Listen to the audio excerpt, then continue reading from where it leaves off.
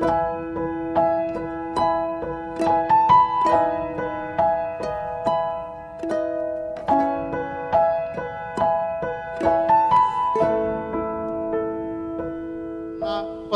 Tuhan. Jadi banyak orang bilang ditahan itu menyalahkan Tuhan. Justru saya menganggap saya ditahan, ditangkap, ditahan karena Tuhan menolong saya. Sehingga saya tidak masuk ke jerumus lebih dalam lagi. Saya ini kasus sempat viral tahun 2021, emas batangan di Surabaya, Pasar Atom itu sempat masuk radio dan lain-lain. Saya ditangkap.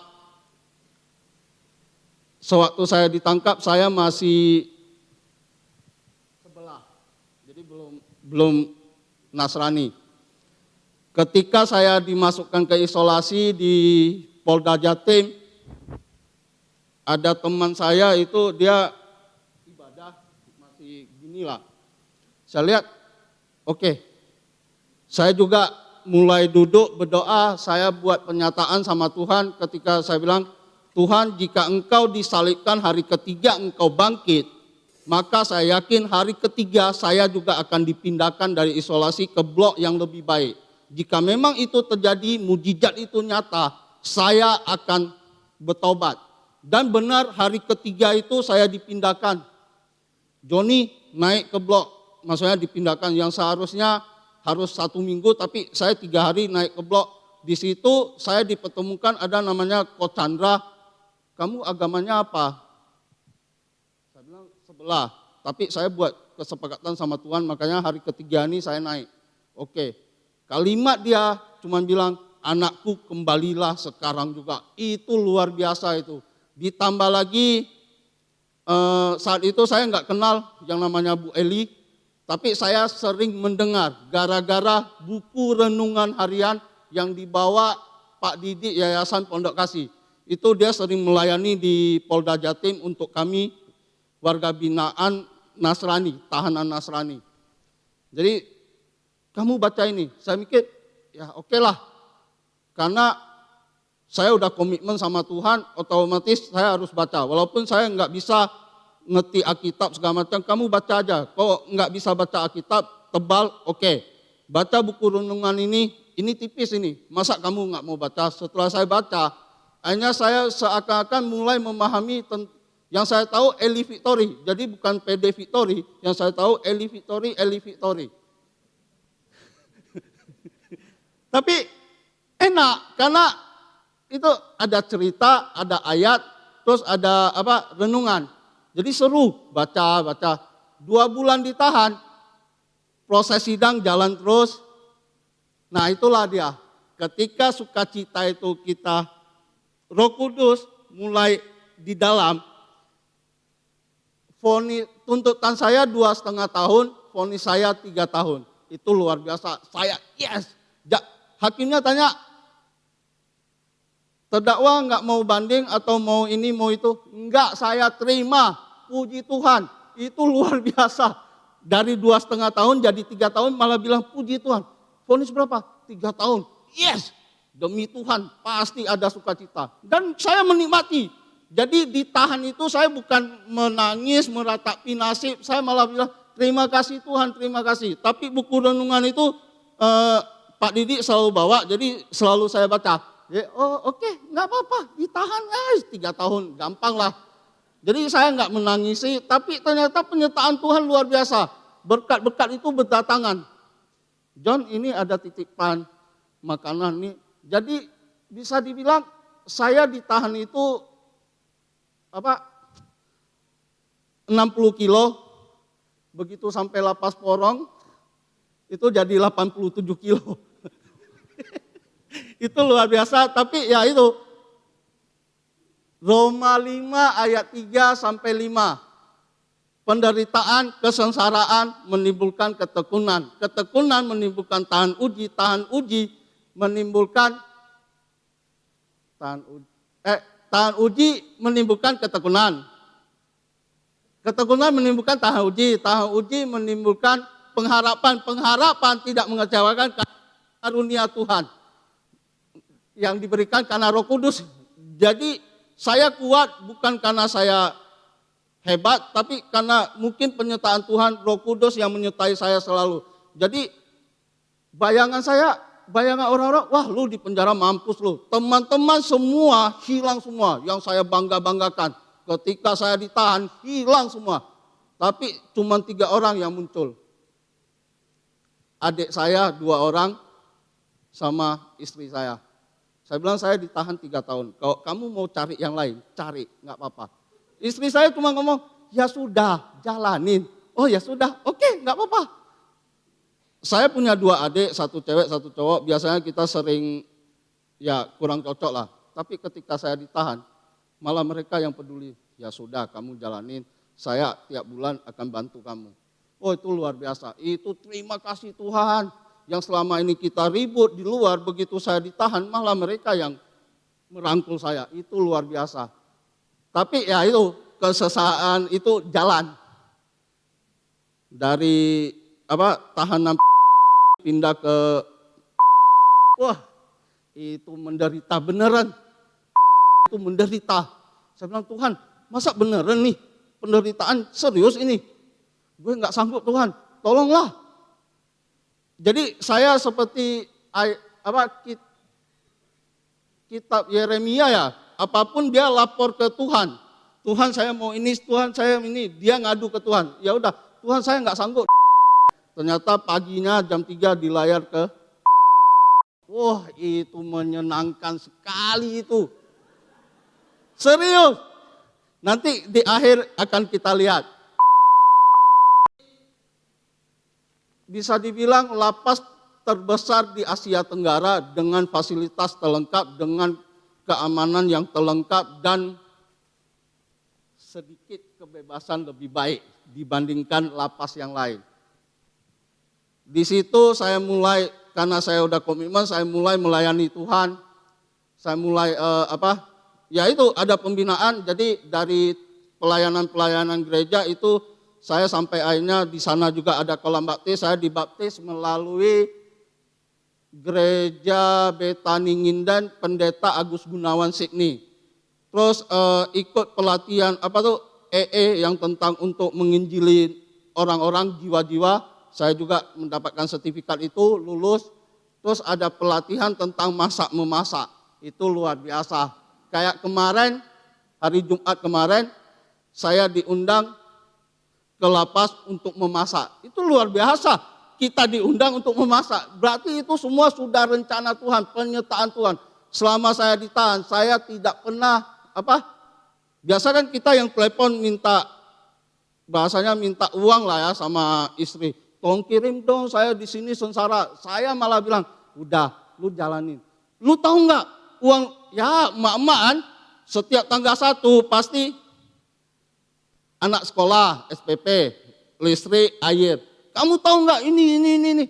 Udah, berdoa sama Tuhan. Oh lama-lama lu jadi pendeta nggak usah keluar. Memang nggak niat keluar.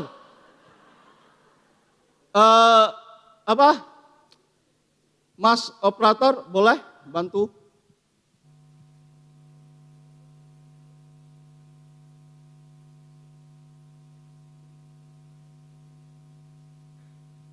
Nah ini pertama kali tim melalui Pak Didi ini, Yayasan Pondok Kasih, datang ke lapas Gereja Anugerah, ini namanya lapas. Ibu Eli saat itu masih di Australia, jadi pesawatnya delay, seharusnya Ibu Eli hadir. Jadi yang saya tahu ini mamanya Ibu Eli, jadi dari Pak Didi bilang ini mamanya Bu Eli. Wah, oke, Bu Eli di mana? Bu Eli delay pesawat di Australia, nggak bisa hadir. Oke, nggak masalah. Tapi dari khotbahnya mamanya Bu Eli itu saya sudah mulai bukan terbekati. Jadi, oh iya, benar. Slide berikutnya yang nomor 2. Disitulah saya mengumpamakan seperti Ayub, selama ini saya hanya mendengar tentang engkau. Namun tapi saat ini saya melihat dengan mataku sendiri. Ketemu langsung dengan Ibu Eli, penulis buku PD Victory Renungan Harian. Itu luar biasa itu. Terima kasih. slide berikutnya. Jadi ini dari gambar-gambar itu yang luar biasa, dari gambar pertama, kedua, ketiga, itu masing-masing udah ada 1, 2, 3 bebas. Gambar keempat, Bu Eli hadir dan hari itu juga tanggal 4 bulan 4 2024 saya bebas. Namun dan didoakan langsung oleh Bu Eli sendiri. Jadi tanggal 3-nya saya udah dikasih tahu besok pelayanan Eli Victory. Oke, tapi besok lu bebas, lu nggak bisa ikut ibadah. Karena aturan lapas itu jam 8 harus keluar. Karena saya jalanin murni. Dari 3 tahun saya jalanin cuma 2,5 tahun. Bahkan saya mau jalanin itu nggak bisa. Jadi suka nggak suka saya diusir dari lapas. Jadi bukan dibebaskan. Karena cukup menyenangkan gereja lapas. Makan tinggal makan, berkat melimpah luar biasa. Bahkan kita mendapatkan pembinaan yang luar biasa. Jadi ya itu semua penyertaan Tuhan luar biasa. Tanggal 4 itu, tanggal 3 malam saya berdoa, saya bilang, Tuhan besok tim Eli Victory datang. Saya mau ikut ibadah, saya nggak mau keluar dulu. Dan memang benar, Tuhan nyatakan mujizatnya. Benar-benar saya nggak.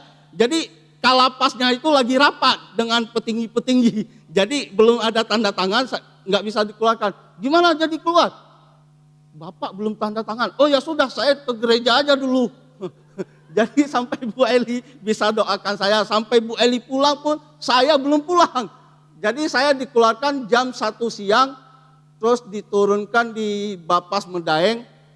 Jam 4 sore saya masuk penginapan. Itu semua serba 4 dan luar biasanya lagi 4 orang yang bebas. Jadi Tuhan di mana-mana bagi kami umumnya mungkin Chinese angka 4 angka mati, tapi bagi Tuhan menunjukkan, saya akan menunjukkan semuanya angka 4 itu angka keberuntungan. Itu luar biasa, serba 4 saya menjadi bukti nyata bahasanya angka 4 itu angka keberuntungan. Luar biasa sekali. Dan hari ini juga keempat kalinya saya datang ibadah ke PD Victory ini. Itu luar biasa. Saya tidak bisa menjelaskan bagaimana ini, tapi yang menguatkan saya salah satunya benar. Buku renungan harian PD Victory. Bahkan kemarin saya sempat konfirmasi sama Kofran, itu tahanan dari Lapas Lamongan mau minta buku rohani. Saya menawarkan, saya bilang baca buku renungan. Saya belum konfirmasi ini dengan Bu Elinya. Saya langsung bilang kalau mau saya akan kirim buku renungan PD Victory. Mereka semua antusias. Saya langsung, Kofran boleh nggak minta buku PD Victory? Boleh, nanti disiapkan. Itu luar biasa, puji Tuhan. Kemuliaan untuk Tuhan, luar biasa. Untuk keluarga, luar biasa, istri tetap mendampingi walaupun anak saya bilang papa kerja di hutan. Dia nggak tahu saya ditahan, tapi dia tahu papanya kerja dah. Tapi ketika saya keluar, ya seperti hari ini, pekerjaan ada yang mempercayakan saya mengurus saya disewakan rumah di Babatan Wiyung untuk saya tinggali sebagai tempat usaha produksi, semua alat-alat disiapin, saya hanya menjalankan. Jadi saya hanya keluar tenaga. Jadi itu penyertaan Tuhan luar biasa. Daging selai ya yang biasa kirim-kirim ke resto-resto, itu luar biasa. Dan sekarang saya pun punya komitmen, saya bilang saya tetap akan beribadah loh, walaupun dalam kerjaan ini. Oh oke, kamu tetap beribadah, kerjaan ibadah. Itu luar biasa. Kalau bukan Tuhan yang membukakan jalan, tidak mungkin saya seperti hari ini. Karena mohon maaf, semua orang pasti tahu, mantan tahanan, mantan narapidana nggak ada masa depan. Tapi saya sering mengikuti di media sosial Bu Eli, jangan takut masalah. Malah iya, kadang nggak ada masalah, saya selalu bilang, Tuhan ini kok santai-santai amat aja, nggak ada masalah. Beneran dikasih, wah Tapi saya cuma bilang, Tuhan ya sudah, masalah ini pasti membuat saya kuat. Karena ketika saya di dalam, mental saya sudah teruji, disiplin sudah, jadi semua di dalam itu kita dibuat belajar disiplin lah. Jadi ketika keluar, semuanya udah mulai berubah. Dan Bu Eli Kofran salah satunya yang merangkul saya, ayo datang ibadah ya, datang ibadah. Karena kalau tidak, ya itu setan-setan itu yang dulunya hilang ketika saya keluar, muncul lagi. Saya bilang sorry. Jadi mungkin itu aja kesaksian saya, semoga dapat menguatkan teman-teman saudara. Jangan takut kalau ditahan, semua mungkin ada rencana Tuhan. Enggak, dalam arti kata, karena gini, sekarang kondisinya kita yang enggak salah aja bisa disalahkan. Apalagi lu buat salah. Bahkan Bu Eli ngomong, ya udah keluar, jangan buat salah lagi ya. Nah, kita enggak salah aja disalahin, apalagi salah. Ya udah, jalanin aja. Semua rencana Tuhan. Ada teman saya, ya dia main ini, saya bilang udah jalanin. Dia main ini, keluar memang, keluar 1 minggu lagi, masuk lagi. Saya bilang rencana Tuhan suruh kamu 3 tahun, kamu jangan buat 2 tahun. Kalau kamu buat 2 tahun, balik. Tapi ya itu, semua rencana Tuhan, kemuliaan untuk Tuhan. Terima kasih.